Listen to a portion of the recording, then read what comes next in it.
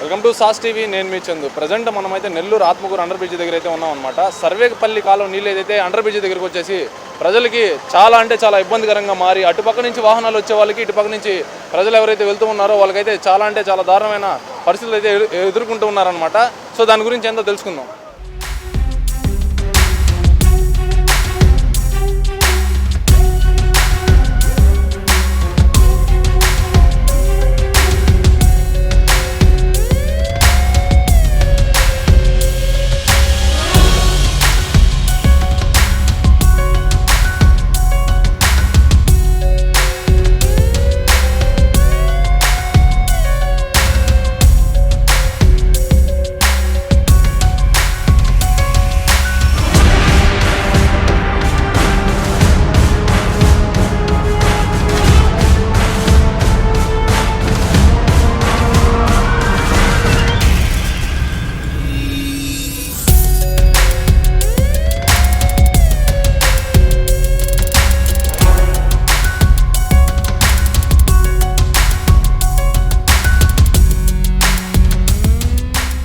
నెల్లూరులో ఊరికే 4 చినుకులు అలా పడగానే నెల్లూరు ఆత్మకూరు అండర్ బ్రిడ్జ్ ఏదైతే ఉందో ఇక్కడైతే నీరు వచ్చేసి రోడ్డు మీద ఇటు నుంచి అటు వెళ్ళే వాళ్ళకి కానివచ్చు, ఇటు నుంచి అటు వచ్చే వాళ్ళకి కానివచ్చు చాలా ఇబ్బందికరంగా మారిపోయిందనమాట.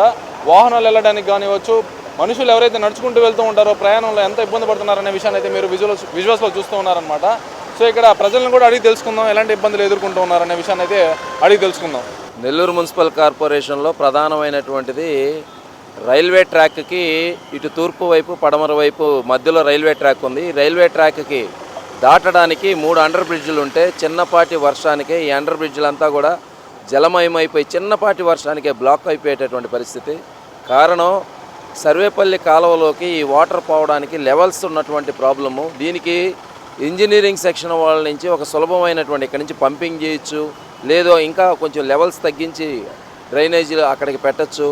ఇటువంటి ఏవి కూడా చేయకపోవడం అనేటటువంటిది పెద్ద పెద్ద ప్రాజెక్ట్సే పంప్ చేసి కొన్ని వేల క్యూసెక్కుల్ని పంప్ చేస్తున్నారు. ఇక్కడ ఉండేటటువంటి గుక్కెడి నీళ్ళని పంప్ చేయలేక నెల్లూరు నగర ప్రజలందరూ ఆత్మకూరు బస్ స్టాండ్ కానీ, విజయమాల్ గేట్ కానీ, Muthukur gate under bridge, Magunta layout under bridge, ఈ అండర్ బ్రిడ్జెస్లో చిన్నపాటి వర్షం వస్తే ఈ వర్షానికి నీరంతా కూడా నిల్వ ఉండిపోయి ప్లస్ దాంట్లో under ground drainage water mix అయ్యి దుర్గంధం వెదజల్లుతూ తీవ్ర ఇబ్బందులు నగర ప్రజలు ఎదుర్కొంటున్నారు.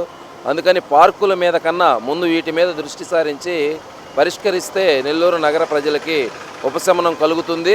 చిన్నపాటి వర్షం వస్తే అవతలకి రాకపోకలు కట్టి అయిపోయేటటువంటి పరిస్థితి ఏర్పడుతుంది. తక్షణమే వీటి మీద దృష్టి సారించి పరిష్కరించాలి. సో మనతో పాటు ఇక్కడ ట్రాఫిక్ కానిస్టేబుల్ కూడా ఉన్నారనమాట, వారిని అడిగి తెలుసుకున్నారు. సార్ నమస్తే. సార్ నమస్తే అండి. సర్వేపల్లి కాలంలో నీళ్లు ఎక్కువయ్యి తూలు వల్ల ఇటు లోపలికి వచ్చే తూలుకుండా మేము ట్రాఫిక్ అంతరాయం కలగకుండా మేము డ్యూటీ చేస్తాం. జనాలకి ఏం ఇబ్బంది లేకుండా ట్రాఫిక్ అయితే క్లియర్గా వెళ్ళిపోతా ఉంది, ప్రాబ్లం ఏం లేదు, పోతా ఉంది. ఇప్పుడు ఇది వాటర్ ఎక్కువ రావడం వల్ల కూడా వాహనాలకు కూడా చాలా వరకు ఇబ్బందులు కలుగుతూ ఉన్నాయి. బైకులు వాహనాలు వాళ్ళ పక్కన పెట్టేసి నడుచుకుంటూ వెళ్ళే వాళ్ళకి కూడా చాలా ఆటంకంగా ఉంది. దీన్ని ఏ విధంగా రీసాల్వ్ చేస్తారంటారు? మేము వెహికల్ ట్రాఫిక్ అయితే ఇబ్బంది లేకుండా మేమైతే క్లియర్ చేస్తున్నాం, పోతా ఉన్నాం. ట్రాఫిక్ ఇబ్బంది అయితే లేదు, ఎవరి పాటుకు వెళ్ళిపోతా ఉన్నాం. వాటర్ కూడా కొంచెం తగ్గినట్టున్నాయి, ఇప్పుడు ఉదయం ఇంకా ఎక్కువ ఉన్నాయి. సర్వేపల్లి కాలువకి వాటర్ వదిలినందువల్ల దీనికి రైల్వే అండర్ బ్రిడ్జి కింద వల్ల ట్రాఫిక్ ఎటువంటి అంతరాయం లేకుండా జరుగుతుంది సార్. అంతా క్లియర్ చేసుకుంటున్నాం సార్, ఎటువంటి ఇబ్బంది లేకుండా చూసుకుంటున్నాం.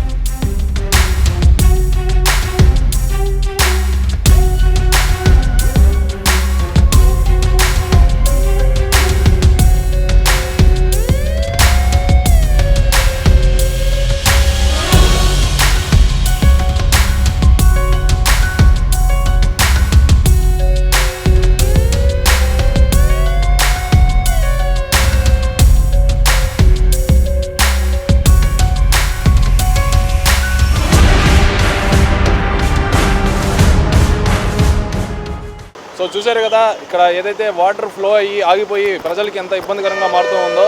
సో ట్రాఫిక్ కానిస్టేబుల్స్ కావచ్చు, ఇక్కడ ఎవరైతే సిబ్బందులు ఉన్నారో వాళ్ళు ఎటువంటి ఇబ్బంది కలగకుండా, ప్రజలకి ఎటువంటి ఇబ్బంది కలగకుండా ఇక్కడైతే ప్రయత్నం చేస్తూ ఉన్నారనమాట.